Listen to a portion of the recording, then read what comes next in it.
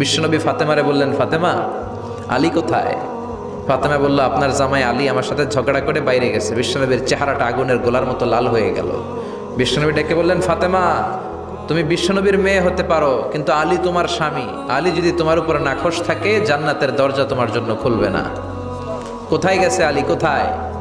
বললেন যে মসজিদে নববীতে গেছে। বিশ্বনবী যেয়ে দেখলেন বালির উপরে আলী শুয়ে আছে।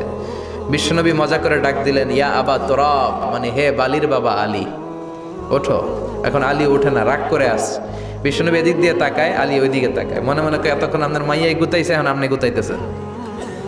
বিশ্বনবী যাই বললো, আলী রাগ করো না, ওঠো, তুমি আমার চাচাতো ভাই, আমার ঘরেই তো তুমি মানুষ হয়েছ।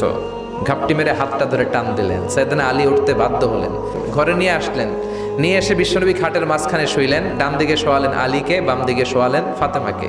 এবার মেয়ের জামাইকে আর মেয়েকে বুঝাতে লাগলেন।